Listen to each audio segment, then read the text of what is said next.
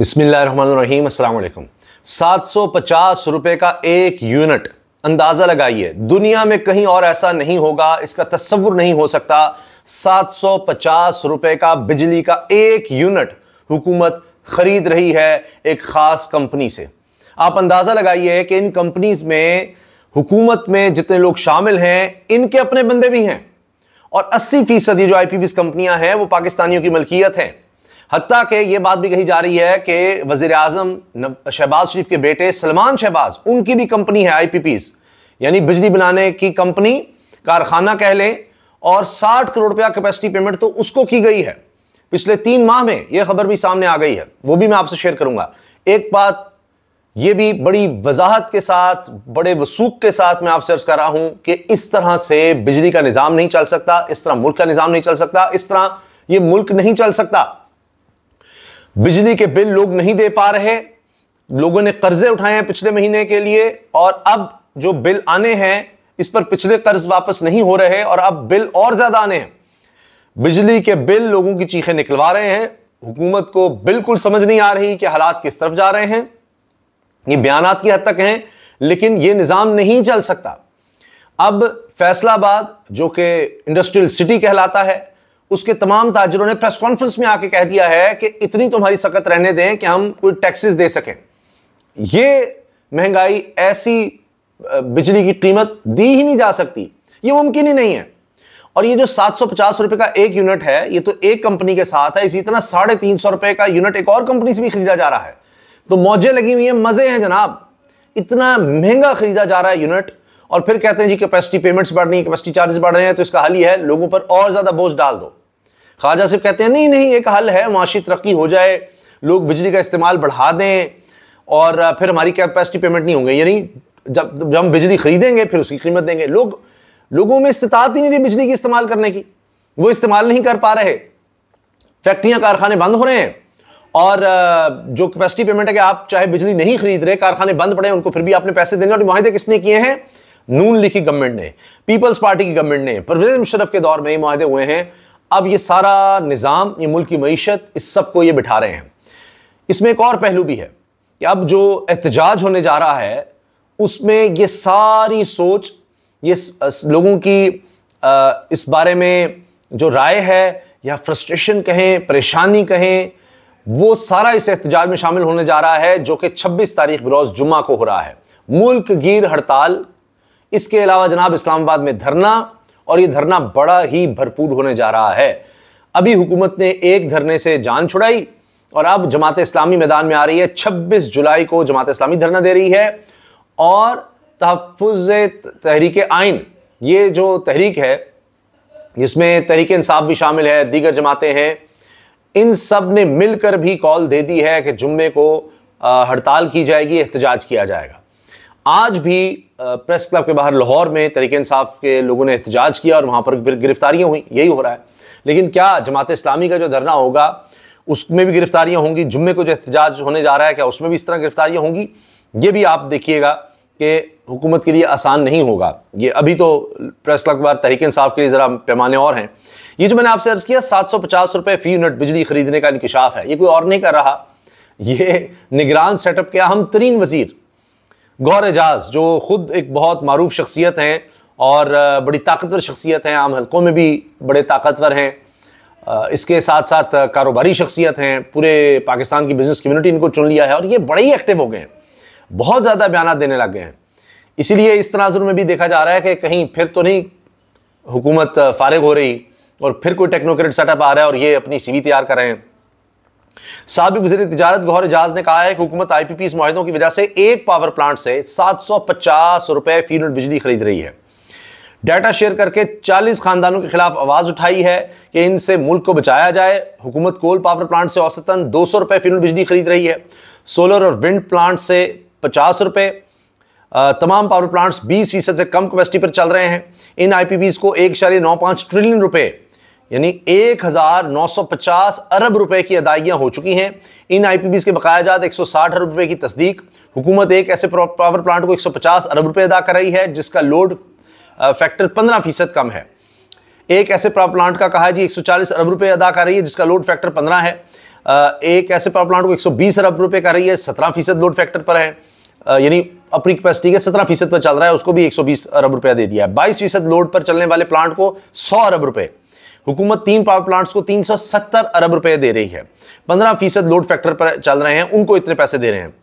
हल सिर्फ एक ही है, नो कैपेसिटी पेमेंट्स। आईपीपीज को सिर्फ बिजली की पैदावार की रकम अदा की जाए। आईपीपीज के साथ भी दीगर कारोबार की तरह सलूक किया जाए कि जो बिजली वो पैदा नहीं कर रहे उसके पैसे क्यों दें। आईपीपीज में 52% हुकूमत के और 28% पाकिस्तानी प्राइवेट सेक्टर के हैं। हम 60 रुपए फी यूनिट इन करप्ट मुआहिदों की वजह से अदा कर रहे हैं। ये जब निगरान सेटअप में थे तो फिर कर लेते, मुआहिदे खत्म कर लेते आईपीपी से। सॉवरन गारंटीज दी हुई हैं कि जी आप सीधा ही जाके कहीं बाहर के मुल्क में केस कर देंगे। अब भी यही हो रहा है। तो किसने कहा था कि ये सारी हरकतें की जाएं? किस्मत खान साहब बहुत ज़बरदस्त रिसर्चर हैं, जर्नलिस्ट हैं। अब क्या क्या साफ़ी कह रहे हैं मैं आपके सामने रख रहा हूं। सलमान शहबाज के आईपीपी को 3 माह में 63 करोड़ से ज़ायद कैपेसिटी पेमेंट की अदायगियां। वज़ीर आज़म के बेटे चिनियोट पावर लिमिटेड नामी आईपीपी को जनवरी 2024 में 63% कैपेसिटी पर 30.8 करोड़, फरवरी में 65% कैपेसिटी पर 23.1 करोड़, जबकि मार्च में 27% कैपेसिटी पर 9.99 करोड़, यानी 9 करोड़ 99 लाख कैपेसिटी पेमेंट की मद में अदा किए गए। साथ इन्होंने डॉक्यूमेंट्स लगाए हैं और उसमें नाम है जनाब सुलेमान शहबाज शरीफ, मिसेस नुसरत शहबाज, जैनब सुलेमान, ये लिखा हुआ है।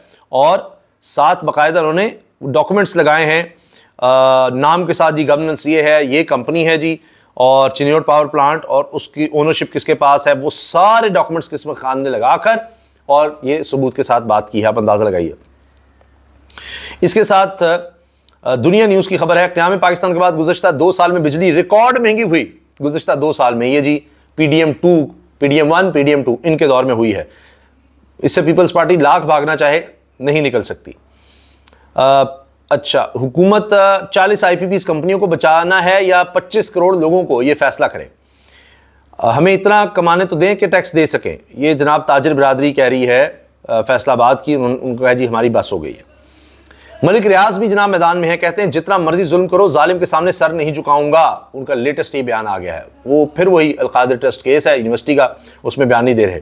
दिलचस्प बात यह है कि इमरान इस्माइल साबिक गवर्नर सिंध, जो शुरू में लोग छोड़कर गए तहरीक इंसाफ को, उनमें थे और ये तो खुद और लोगों को भी छुड़वाने की कोशिश कर रहे थे। अब चक्कर क्या हुआ है कि ये भी कहने लगे हैं मुझे हवाओं में तब्दीली नजर आ रही है, हुकूमत ज्यादा देर नहीं चलेगी, तहरीक इंसाफ पर पाबंदी लग ही नहीं सकती। भाई ये लोग तो तहरीक इंसाफ छोड़कर चले गए थे, इनको क्या हो गया है? ये तो आईपीपीज वाले थे, यानी इस्तेकाम पाकिस्तान पार्टी वाले। फवाद चौधरी कहते हैं मौजूदा सेटअप का एस्टैब्लिशमेंट को फायदा नहीं हुआ, शहबाज शरीफ से जान छूट जाएगी। जो ही मुतबादिल मिल गया उसके मुतबादिल पर काम हो रहा है। ये एजाज गौहर साहब हैं मुतबादिल, मोहसिन नकवी साहब हैं, ये देख लेते हैं कौन है। बिजली चोरों के खिलाफ क्रैकडाउन में मुल्क भर से 105 बिलियन रुपए जनाब वसूल हुए हैं, मगर हालात फिर भी नहीं बेहतर हो रहे। सियासी दबाव में इजाफे के सबब नए IMF मुआहिदे पर अमल दरामद में चैलेंजेस दरपेश, ये रिपोर्ट्स आ रही हैं जी। भरपूर बजट और टैक्सेस से भरपूर बजट, मखसूस रिश्तों पर सुप्रीम कोर्ट के फैसले ने तवज्जो सियासत से मईशत की जानिब मबजूल हो गई, जिसके नतीजे में IMF के नए $7 अरब के बेल आउट पैकेज की शराइत पूरी करने की मुल्क की सलाहियत पर शुकूक व शुबात हो गए हैं। तजियाकारों का कहना है कि हुकूमत अपने $28 अरब कर्जे की रीस्ट्रक्चरिंग के लिए चीन की मदद की ख्वाह है। ताहम ज़राए का ख्याल है कि चीन इन कर्जों की तंजीमें नौ नहीं करेगा, क्योंकि इसे खदशा है कि दीगर ममालिक जैसा कि श्रीलंका भी बीजिंग से कर्जों की रीप्रोफाइलिंग की दरखास्त कर सकता है कि जी हम भी आपको कर्जे नहीं देंगे, सारे मुल्क ये शुरू हो जाएंगे। और हुकूमत $7 अरब कर्ज के मुआहदे की शराइत को पूरा कर सकती है नहीं। बहरहाल मुझे यकीन है कि हुकूमत किसी भी कीमत पर इस मुआहदे पर दस्तखत करेगी। एक सीनियर मुहक्किक ने कहा है कि दस्तखत तो करने पड़ेंगे, लेकिन आगे पता नहीं क्या होगा। बैंकर्स और तजियाकार इस बात पर मुत्तफिक हैं कि मुल्क को अहम चैलेंजेस का सामना और आवाम को रिलीफ फराहम करने के लिए सियासी दबाव बढ़ रहा है। हुकूमत आवाम को कोई रिलीफ देने में नाकाम है, बल्कि ईंधन और बिजली की कीमतों में बार बार इजाफे करके सूरत-ए-हाल को मजीद खराब कर रही है। सिर्फ बैंक और इक्विटी मार्केट बदतरीन मईशत से फायदा उठाते हुए तारीखी मुनाफा हासिल कर रहे हैं। जो कहते हैं स्टॉक मार्केट कैसे ऊपर जा रही है, ये सब कुछ क्या हो रहा है, वो भी यही सारी कहानी है।